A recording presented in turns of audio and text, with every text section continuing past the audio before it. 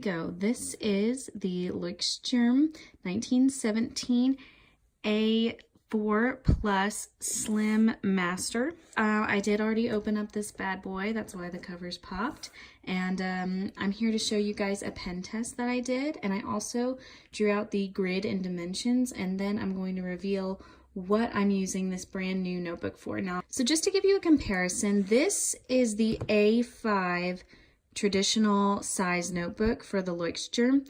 This obviously I've used, so that's why there's no cover. So the A4 Plus is much bigger. However, it is a slim because it only has 123 pages, numbered pages, and they're both dot grid. Actually, that's not true. This is a plain notebook, but I use dot grid for my regular bullet journal. And I'm not gonna tell you what this is because it'll give away what I'm doing with this. So I'm gonna put that away. I'm gonna go ahead and buzz this baby out to the back page. All right, so first we're gonna focus on this page right here. Now, as you can see, I'm zooming in very, very close to the page because if I zoom out, it's huge. It like falls off my desk. That's how big this is. So it's not that this notebook is particularly oversized. I mean, it's big, but it's really just that my desk is very small and I have everything on it. So anyway, I'm going to zoom in here. This is my pen test page. And so as you can see, I didn't do like a traditional line. I just did a little, one of my little squiggles that I like to use for notation. And I just kind of let the writing be the judge. So the first one is the Tombow Mono Drawing Pen 0.03 line width, and that's this right here. This is what I use most of the time when I'm journaling. It's just my new favorite. Before that, my favorite was the Faber-Castell Pitt Artist Pens, which coincidentally is the next one that I tested.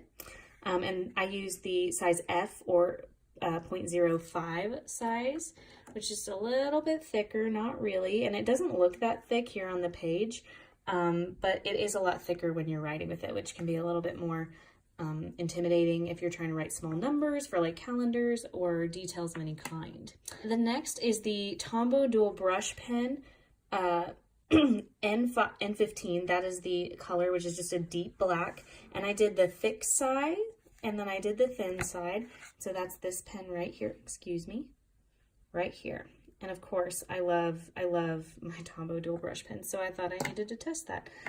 Next is actually going to be a colored pen. It's the Platinum Preppy Fountain Pen 0.03 size. And this I received in one of my boho berry boxes. Forgive me for not remembering which month, but it has been in the last 6 months. And I really love this purple color. It's just fun, and I don't use these pens very often. But when I do, I feel really fancy. Fountain pens make you feel fancy.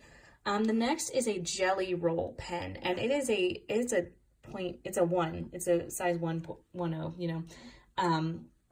And that's this pen right here, and I also got this in a boho berry box. And I do love these pens for decorative use, for detail use. Sometimes I use them in my habit trackers just because I like to use fun colors in my habit trackers. And then last but not least, this is a pen I don't use very often, but I wanted to write with it just to see how it was, just to give us variety of how pens would look. And I kind of already know how they write because the Luechtturm paper is the same in this notebook that it is in my others, but I actually haven't done any pen tests yet. So this is the Pentel Sign Pen. It's got a brush to it, so it's actually designed to do brush letters, which is something I haven't delved into yet in my bullet journaling. Over here, I just wanted to show you the grid page. I got this from Amanda Rach Lee, as well as Miss McKenna's Life Leverage. That's Elise. And those are two of my favorite bullet journalists that I love to keep up with. So I always do, and I have this spread in its own version in my bullet journal in the back in my collections. And so I have here in red is the thirds, and then I have the halves in gray, and I have the quarters, which are in blue. So that's just a quick reference page, especially on these really large pages, which is going to take me a while to count all the little boxes. So I did that for myself over here just so I would know. And that way whenever, which I'll show it to you in a minute, but when I work on actual pages, especially on centered things or graphics, I can do that faster.